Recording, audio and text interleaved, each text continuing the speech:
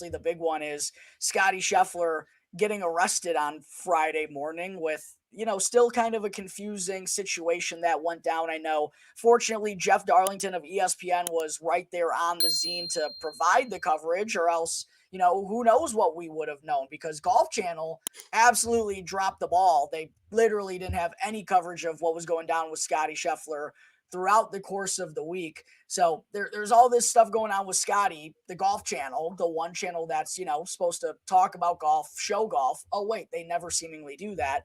Thank God Jeff Darlington was on the scene outside of Xander, probably the biggest winner of this week, getting that video of Scottie Scheffler getting booked and being able to exactly describe what went down. Ross, I was not ready for the lightning storm that I woke up to on Friday morning, seeing Scottie Scheffler, of all people, getting arrested. I had to double bat my eyes, being like, Scottie Scheffler arrested out of the 155, 156 guys in the field, probably would have been the last five that I would have guessed to have found himself in a jail cell before his Friday tee time. Take me through what was going on through your mind when all of this is getting announced, and just kind of your thoughts on the situation, knowing what we do now. I rolled over about 6:15 in the morning, getting ready for work, to seeing my phone blow up from my mother. And I was thinking, oh God, what happened? So then I realized she's just saying, Scotty arrested. And my first thought was like, with emotion? Like, was he arrested with emotion? Like, no, he wasn't actually arrested. And then I open up Jeff Darlington. There's world number one in handcuffs being led to a car, to me running around through the dark, scrambling to turn on any lights and jump on the computer and try to figure out what the hell is happening right now. Yeah, I did not have that on my bingo card. Not even for the PGA Championship, for life.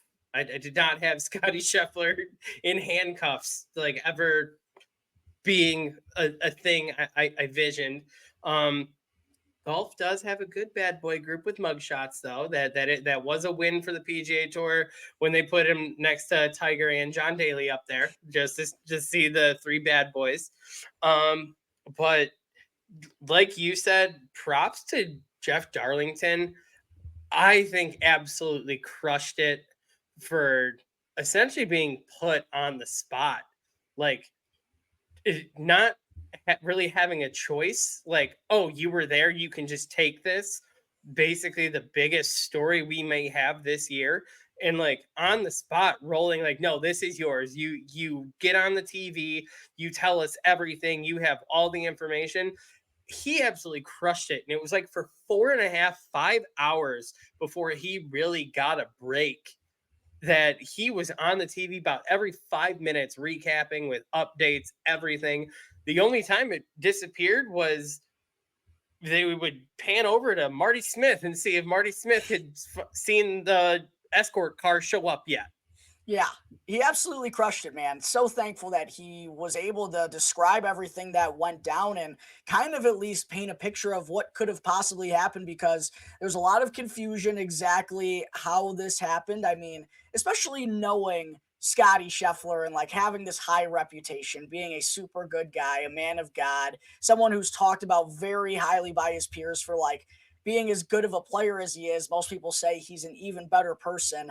Obviously, I wasn't there. I don't know exactly what happened, but it's very hard to imagine that Scottie Scheffler would have purposely done something wrong or done something different than, someone else would have done, just another player trying to get into Valhalla to make their tee time. And obviously he was unaware at the time as to the unfortunate situation that led to a PGA of America vendor passing away, unfortunately, which is just super tragic, and led to the escalated police on the site. That was a tough part of this too, Ross, was, the police that were handpicked for this event. I heard this from Danny Rappaport, was, the police that were there for the tournament were guys who volunteered, were familiar with golf and the sport and some of these guys. But with that unfortunate situation that unfolded, there was the heightened police activity there. And, the officer who ended up arresting Scheffler wasn't one of those cops who was originally designated to be at Valhalla. So just a wild and wacky situation.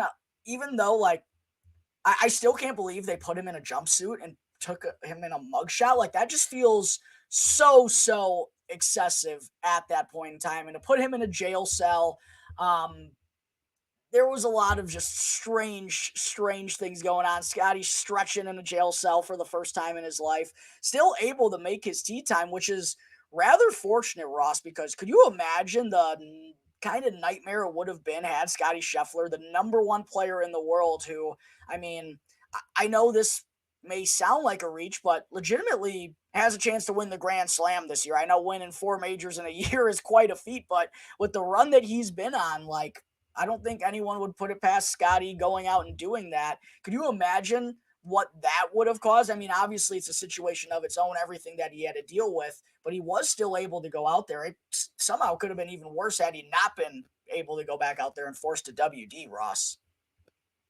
Well, I was laughing because in the early morning coverage, they were getting into that there's this secret buried rule in the PGA rule book that for extenuating circumstances, a player's time can be moved.